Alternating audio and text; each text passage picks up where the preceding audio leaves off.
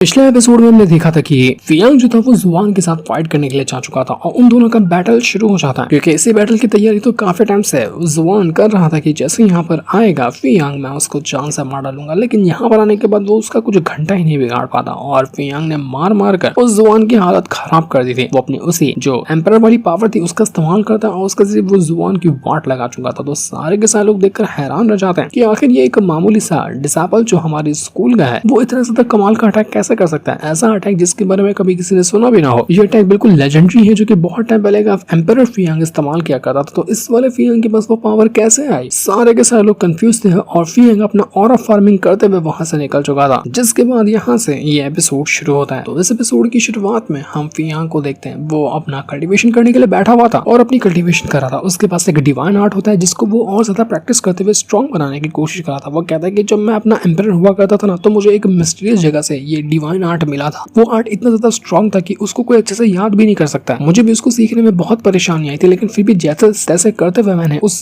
Divine art के first step को तो कंप्लीट कर लिया था। लेकिन आगे और भी कई सारे स्टेप थे पर मैं उनको कंप्लीट नहीं कर पाया क्योंकि डिवाइन आर्ट को कंप्लीट करना इतना आसान नहीं, वो बहुत ज्यादा मुश्किल है। तो एक काम करता हूँ, अभी मैं यहाँ पर परफॉर्म करके देखता हूँ कि क्या मैं डिवाइन आर्ट का और अच्छी तरह से इस्तेमाल कर पाता हूँ या नहीं कर पाता हूँ, या फिर उसको मैं ब्रेक थ्रू कर लेता हूँ या नहीं कर पाता हूँ। तो जैसे यहाँ पर फियांग अपनी कल्टीवेशन कर रहा था वो लिटरली यहाँ पर अपना ब्रेक थ्रू कर लेता और यहाँ पर वो आराम से वही डिवाइन आर्ट की पावर को यूज कर पा रहा था, जिसकी वजह से उसकी जो खुद की कल्टीवेशन पावर होती है ना वो भी अब यहाँ पर ओरिजिन रैल्म पर जाकर पहुंच चुकी थी। वो भी यहाँ पर अपना ओरिजिन रैल्म पे आकर पहुंच जाता है। तो ये होने के बाद फियांग कहना चाहता है कि अब मेरा अगला टारगेट है कि मैं अपनी फिनिक्स फ्लेम जो है ना उसको भी एक बार फिर से रिवाइव करूँ। मतलब पिछले लाइफ में तो मैं उसको यूज कर पाता था, तो इस बार भी अगर मैं उसको रिवाइव कर लेता हूँ ना तो मेरे लिए वो बहुत ज्यादा बेनिफिट देगी। लेकिन 5-6 दिन वो सेक्लूशन के अंदर पड़ा रहता ना, इस वजह से वो बाहर निकल कर आ जाता है कि चलो बाद में मैं फिनिक्स फ्लेम को ट्राई करने की कोशिश करूंगा। अभी तो मैंने यहाँ पर डिवाइन आर्ट को तो सामान कर ही लिया है। बाहर आते ही जियारोंग जो होता है वो कहना चाहता है कि अरे वाह आप इतनी जल्दी बाहर निकल कर आ गए, मैं तो काफी टाइम से आपके इंतजार ही कर रहा था कि आप कब बाहर निकल कर आएंगे। फियांग कहता है कि तू यहाँ पर खड़ा क्यों था, क्या सोच रहा था, तू कुछ गड़बड़ी करने के बारे में सोच रहा था क्या? तो यहाँ पर वो जियारोंग कहता है कि अरे नहीं, आपने जो मुझे टेक्निक दी थी ना सोल रिफाइनिंग आर्ट वो बहुत ज्यादा कमाल की है और मैं उस वजह से अच्छे से प्रैक्टिस कर पा रहा हूँ, तो उसी का शुक्रिया करने के लिए मैं यहाँ पर आया था। इससे मेरी जो बीमारी थी ना सिर्फ बीमारी ठीक हुई और उसके साथ साथ मैं अपना ब्रेक थ्रू भी कर गया। पहले से मैं काफी ज्यादा स्ट्रॉन्ग महसूस कर पा रहा हूँ, वो भी सिर्फ आपकी वजह से। तो फियांग कहता है कि अबे जा रहे इतना बचकाना सा मैटर तो मुझे बताने के लिए इतना एक्साइटेड था, जो और ब्रेक थ्रू करके कम से कम लेवल 6 का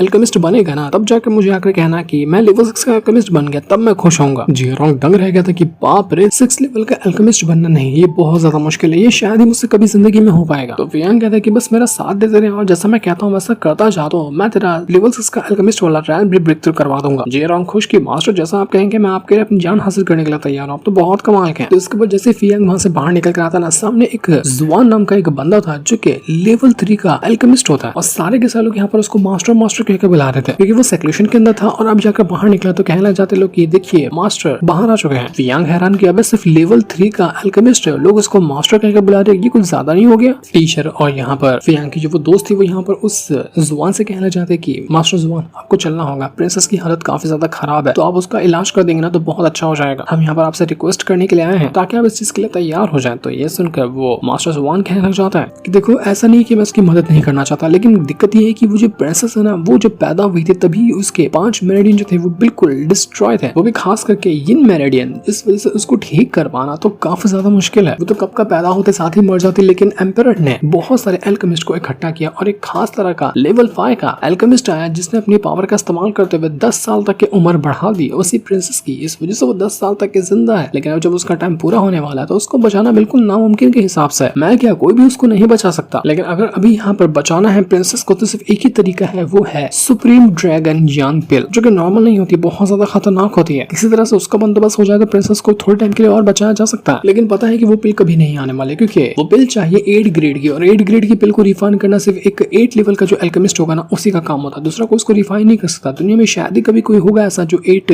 रैल्म पर होगा अल्केमी के। तो फियांग कहता है कि बेवकूफ कहीं का, आखिर दुनिया में किसने कह दिया कि सिर्फ यिन मेरिडियन को ठीक करने के लिए सुप्रीम ड्रैगन पिल चाहिए, वो भी 8 ग्रेड की? उसको तो नॉर्मल भी ठीक किया जा सकता है मेरिडियन को, सिर्फ गोल्डन नीडल एक्यूपंक्चर पॉइंट पर लगाना है और ठीक हो जाएंगे उसके मेरिडियन। इतने खतरनाक पिल नहीं चाहिए उसके लिए, इसलिए मैं यहाँ पर प्रिंसेस को ठीक कर देता हूँ। इसके बाद तो फियांग बाजार के अंदर आ जाता है और वो उसी गोल्डन नीडल को ढूंढने लग गया था जो कि एक्यूपंक्चर पॉइंट पर लगाएगा वो प्रिंसेस के। लेकिन ऐसी पिल को ढूंढना इतना आसान नहीं था, उसको जल्दी मिली नहीं रही होती कि कहाँ से वो पिल और वो सुई को ढूंढ सकता है। पर तभी फियांग को ऐसा लगता है कि कोई ना कोई तो है जो उसका पीछा कर रहा, तो वो देखकर हैरान हो चुका था कि कौन है वो जो मेरा पीछा करने की कोशिश कर रहा है। ये जुआन की फैमिली वाले हैं क्या? लेकिन मुझे नहीं लगता कि जुआन की फैमिली वाले इतने जल्दी आएंगे मुझसे पंगा लेने के लिए। हो सकता है कि कोई और लोग हो जो मेरा पीछा कर रहा है। अगर जुआन की फैमिली वाले नहीं हुए ना तो मेरी खुद की फैमिली वाला वो जो फैमिली हेड है वो लगाया होगा जासूसों को मेरे पीछे। एक बार मौका मिले ना फैमिली हेड की मैं बजा कर रखूंगा।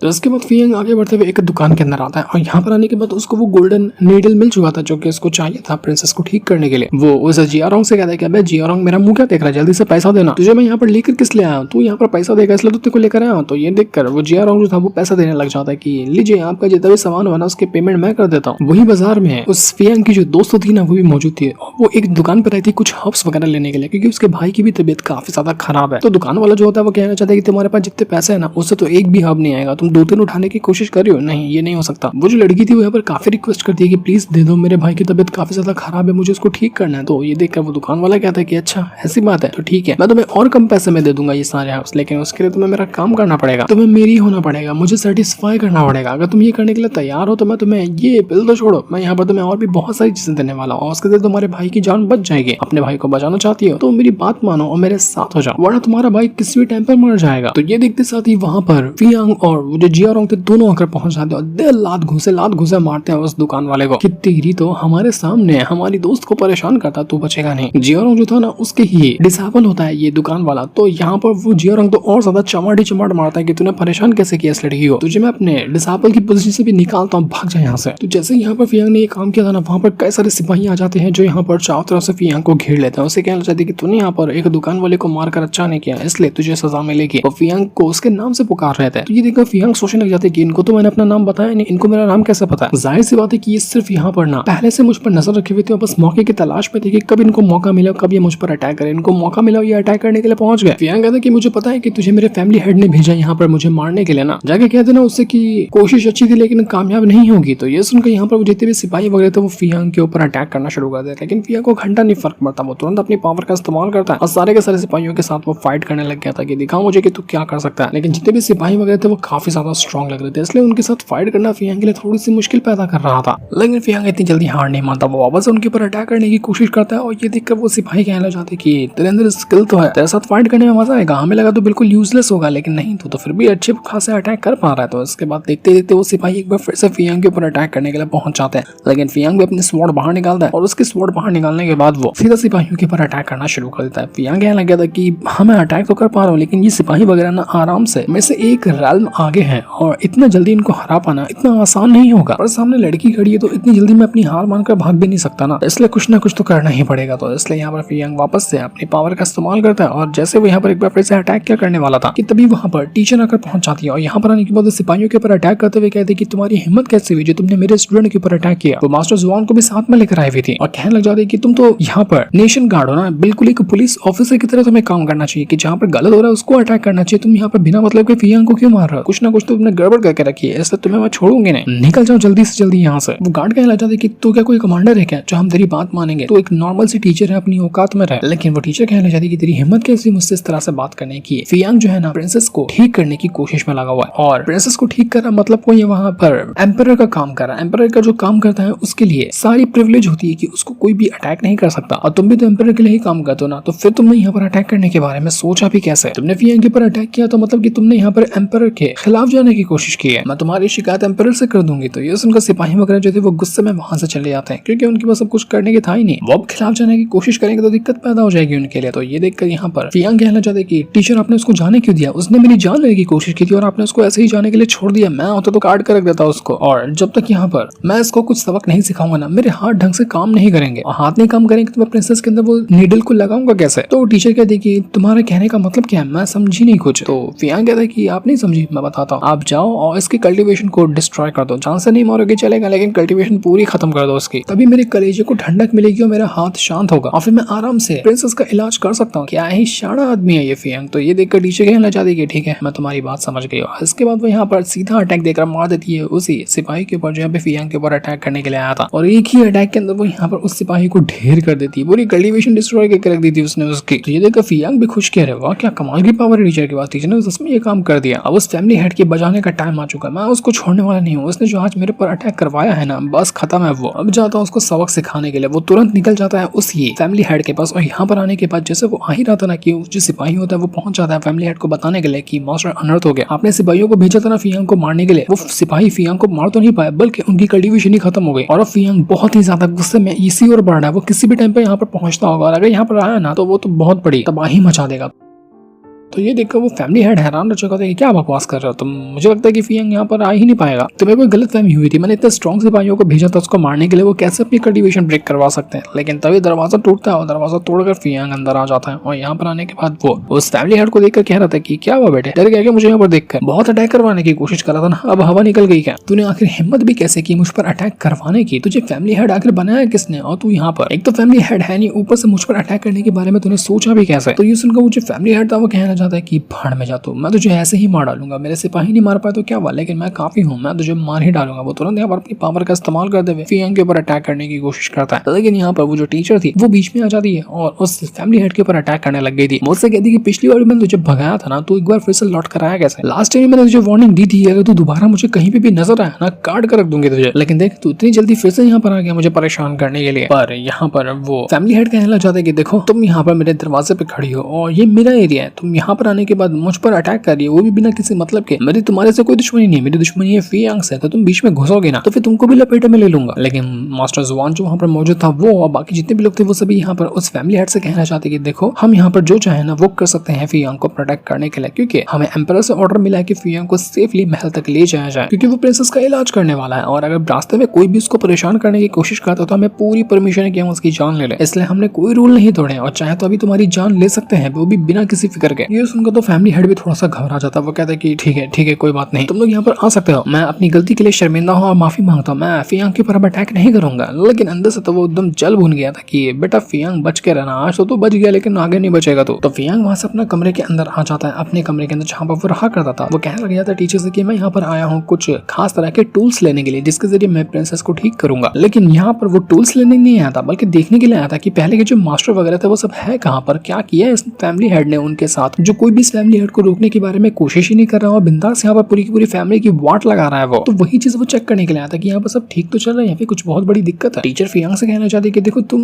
यहाँ पर टूल्स ही लेने के लिए आया हो ना, मुझे लगता है कि तुम कुछ और भी ढूंढ रहे हो यहाँ पर। तो फियांग कहता है कि हाँ ठीक है, आपने बिल्कुल सही कहा, मैं अपने ग्रैंडफादर को ढूंढ रहा हूँ, क्योंकि 3 महीने पहले वो अपना सेक्लूशन के अंदर गए थे और जिम्मेदारी छोड़कर गए थे ऐसी फैमिली हेड के ऊपर कि वो खाली फैमिली को चलाए। लेकिन इसने क्या किया, ये पूरी की पूरी फैमिली को अपनी मुट्ठी में ले लिया और मुझे लगता है कि मेरे ग्रैंडफादर को उसने कहीं ट्रैप करके रखा हुआ है, क्योंकि 3 महीने से बहुत ज्यादा हो चुके हैं पर अभी तक मेरे ग्रैंडफादर बाहर निकल कर नहीं आए। मुझे डर है कि कहीं इस फैमिली हेड ने उनके साथ कुछ कर ना दिया हो, इसी वजह से मैं उनको ढूंढने के लिए यहाँ पर आया हूँ। फियांग तुरंत अपने डिवाइन कॉन्शियसनेस का इस्तेमाल करता है, उसके जरिए चेक करने लग गया था कि उसके ग्रैंडफादर अभी असल में है कहाँ पर मौजूद। जब वो पूरे का पूरा इलाका चेक करता ना तो उसको एक पहाड़ी इलाका नजर आता है और एक पहाड़ के अंदर उसको एक गुफा नजर आई थी और उसके अंदर होते हैं उसके ग्रैंडफादर जिनको वहां पर ट्रैप करके रखा गया था। मतलब वो सेक्लूशन के अंदर से तो बाहर आ गए, लेकिन इस फैमिली हेड ने क्या किया, जबरदस्ती इनको ट्रैप कर दिया उसी गुफा के अंदर, क्योंकि एक वही इंसान है जो कि इस फैमिली को अच्छे से चला सकते थे। जब वो ही नहीं होंगे तो उसको रोकने वाला कौन होगा, तो उसी वजह से ये फैमिली हेड इतना ज्यादा उछलता है। तो फियांग कहना चाहता है कि मुझे किसी भी तरह से अपने ग्रैंडफादर को बाहर निकालना होगा, जब उनके हाथ में ये मेरी फैमिली जाएगी ना तभी जाकर वो उसको अच्छे से चला पाएंगे और उस फैमिली हेड का गेम बचाएंगे। वो तुरंत उस गुफा के पास आ जाता है, लेकिन वो सोच रहा था कि कैसे इसको तोड़कर अंदर जाए, क्योंकि अंदर जाने का कोई रास्ता वहां पर होता ही नहीं है, पूरी तरह से रास्ता बंद करके रखा हुआ था उस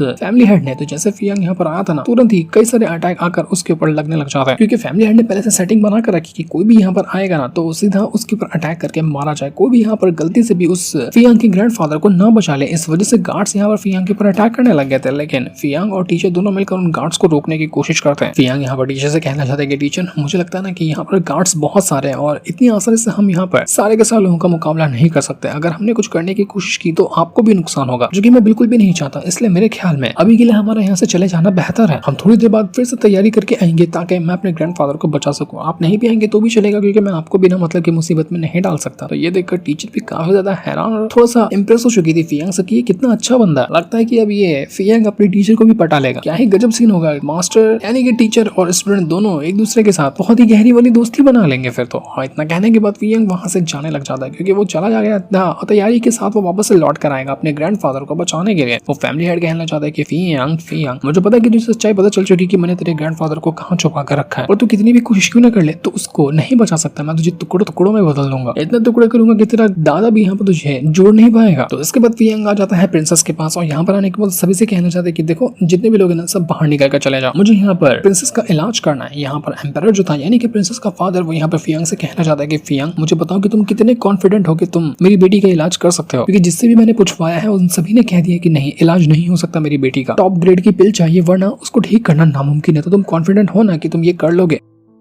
तो ये देखकर फियांग कहना चाहते कि देखो मैं प्रिंसेस को ठीक तो कर दूंगा लेकिन उसकी एक ही शर्त है जो कि आपको माननी पड़ेगी और आप वो नहीं मान रहे, क्योंकि देखो अगर मुझे किसी को ठीक करना होता है ना उसके मेडियन, तो मैं उसके शरीर के अलग अलग हिस्सों पे नीडल्स डालता हूँ। कोई लड़का होता तो आराम से उसका शरीर देखूं, अच्छे से जगह जगह पे देखकर नीडल डालूं, लेकिन अब आप लोग क्या करो बीच में एक पर्दा लगा कर रखे हो कि मैं यहाँ पर जाकर प्रिंसेस का शरीर ना देख पाऊँ, और शरीर जब मैं देख ही नहीं पाऊंगा तो सुई लगाने के चांसेस इधर उधर हो जाएंगे ना, मैं कहीं और सुई लगा दिया तो दिक्कत और ज्यादा बढ़ जाएगी। मुझे पूरी तरह से प्रिंसेस के कपड़े निकालने पड़ेंगे और फिर ढूंढ ढूंढ कर एक एक जगह को अच्छे से चेक करके उसमें नीडल लगानी पड़ेगी, जिसके लिए आप परमिशन ही नहीं दे रहे। अगर परमिशन नहीं देंगे तो फिर मैं गारंटी नहीं लूंगा कि वो बचेगी नहीं बचेगी। टीचर और एम्परर जो था वो कहना चाहते कि तुम ये क्या बात करो, तुम कैसे देख सकते हो प्रिंसेस को इस तरह से, ये गलत होगा, तुम ऐसा नहीं कर सकते। लेकिन फियांग कहता है फिर आप लोगों की मर्जी, मैंने तो बता दिया कि मेरा इलाज करने का क्या तरीका है और अगर ये नहीं हुआ तो फिर आप सोच लेना कि क्या हो सकता है। मास्टर जुआन जो था वो कहना चाहता है फियांग से कि देखो तुम जो ये नीडल की टेक्निक इस्तेमाल करने के बारे में कह रहे हो ना, मैंने सुना है कि एक लेवल 6 का एल्केमिस्ट भी इसको जल्दी परफॉर्म नहीं कर सकता, तो तुम तो अभी लेवल 1 के भी शायद एल्केमिस्ट नहीं हो, तो तुम्हें इतना कॉन्फिडेंट कैसे कि तुम ये कर लोगे? कुछ भी दिक्कत हुई ना तो मुसीबत और बढ़ेगी। लेकिन अगर फिर भी फियांग इतना कॉन्फिडेंट है तो मुझे लगता है कि उसको ये करने की परमिशन देनी चाहिए, हो सकता है कि वो इलाज कर दे। एम्पर तो अभी भी इसके लिए तैयार नहीं था, वो कह रहा था कि देखो मुझे समझ नहीं आ रहा कि मैं तुम्हें ये परमिशन दूं कि नहीं दूं, तुम ये क्या करने के बारे में कह रहा हो। फियांग यहाँ पर एम्पर से कहता है कि देखो मैं यहाँ पर इलाज तो कर दूंगा लेकिन बाद में आप ये मत कहना कि मैंने कुछ काम कर दिया है और सारा कुछ देख लिया है तो उसके बाद मुझे प्रिंसेस के साथ शादी करनी होगी। मैं इसके लिए पहले से आपको वार्निंग दे रहा हूँ। तो एम्पर कहता है कि ठीक है जैसे तुम कह रहे हो मैं समझ रहा हूँ, कुछ भी करो लेकिन मेरी बेटी का इलाज करो, उसको ठीक करो, अगर वो नहीं ठीक हुई ना तो फिर तुम तो गए। तो फियांग कहता है कि पहले सब लोग यहाँ से बाहर निकले उसके बाद देखा जाएगा कि क्या हो सकता है। तभी वहां पर देखते ही देखते जो प्रिंसेस थी उसकी तबीयत और ज्यादा खराब हो जाती है। फियांग कहता है कि देखो अगर इसकी तबीयत और खराब हुई ना तो अब कोई लेवल 9 का भी एल्केमिस्ट आ जाएगा ना तो भी इसको नहीं पहुंचा पाएगा, इसलिए मैं कह रहा हूँ कि जल्दी निकलो यहाँ से सारे लोग। सिर्फ मैंगवू रह सकते हैं और टीचर शायद वो यहाँ पर रह सकते हैं, बाकी किसी और को रहने की परमिशन नहीं होगी। तो इस वजह से एम्पर सारे को लोगों को वहां से लेकर चला जाता है कि ठीक है हम लोग यहाँ से जा रहे हैं, तुम्हें जो करना है वो करो, बस मेरी बेटी को किसी भी तरह से बचा लो। तो अब देखना इंटरेस्टिंग होगा कि फियांग यहाँ पर ये काम कर पाता है या नहीं कर पाता है, क्योंकि इसी सीन के साथ ये वाला एपिसोड यहीं पर एंड हो जाता है। Thanks for watching.